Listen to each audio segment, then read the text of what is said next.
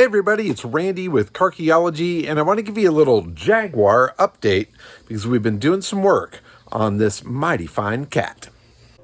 So after that triumphant first start and how well that engine ran, I'm really excited to get this thing on the road. Getting it out of the lab and in the sun was awesome, so I could see how my color match did on the fender skirts. Came out pretty good. Now it's time to haul it up the road to neighbor Ben so that he can cover up this big hole with that spinny rod of death that happens to be sitting there just waiting to rip my pant leg off if I had pant legs. In any case, fortunately with him being a neighbor just 2 doors up, we fired up the old Kubota and a chain and hauled the car up there to his workshop where he's got all the proper metal tools to do it right. So here it is, rolling into his workshop.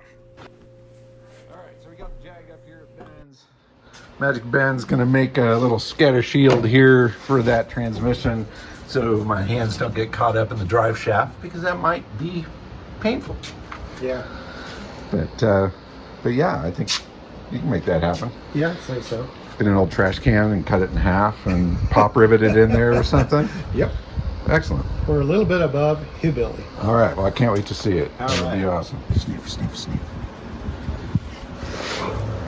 Mm-hmm. You gonna check it out? You can get in there? Right on. Go for a ride? Yeah. And boom, just like that, Ben calls me up, says the tunnel's done, and I wander up there to check it out. I mean, check that out. Awesome. Totally cool. Well done. Super simple, super clean. Definitely going to do the job in protecting me and my passengers in this mighty machine. Massive thanks to Ben here for his efforts. And while I'm there and while he's here, we're going to end up trying to install the hood. He started putting on the hood hinges, which are held in place with a bolt that goes through the firewall and into a little metal stay that is threaded back behind it.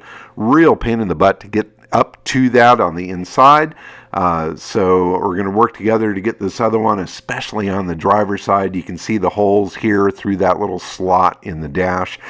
Fortunately, my long fingers, I think, will help us make that happen.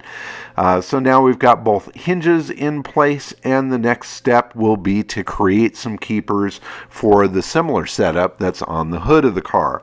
Unfortunately, those pieces were not with the car, but whenever Ben is involved, if he doesn't have a piece, he'll make it. So here he is lining up the holes, doing a little punch there where the holes are going to go.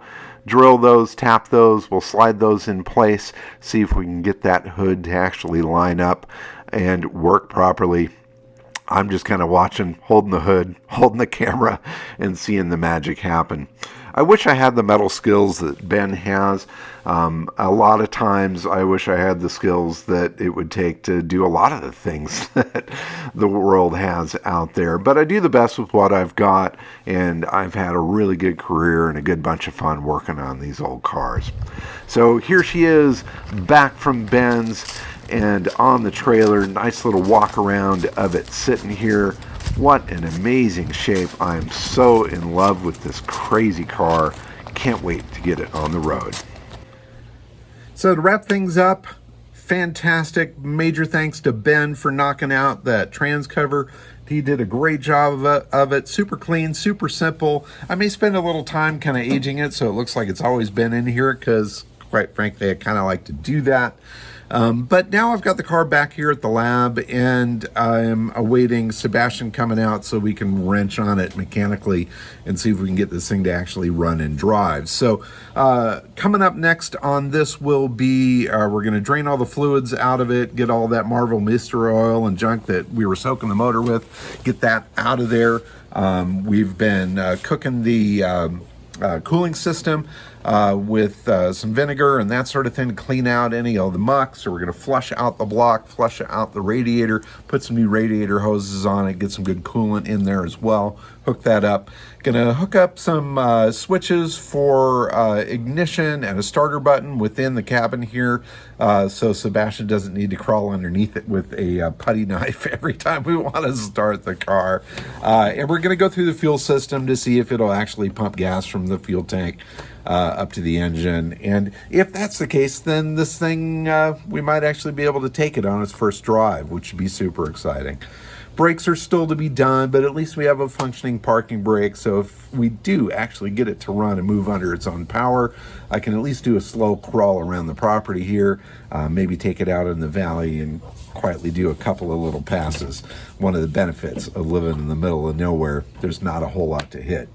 In any case, I hope you enjoyed today's short little video about the work on the Jag, and please subscribe because there's a lot more stuff coming up with this, as well as the Mercedes behind me. I just checked with the radiator shop, and they are super close to having the radiator done for that.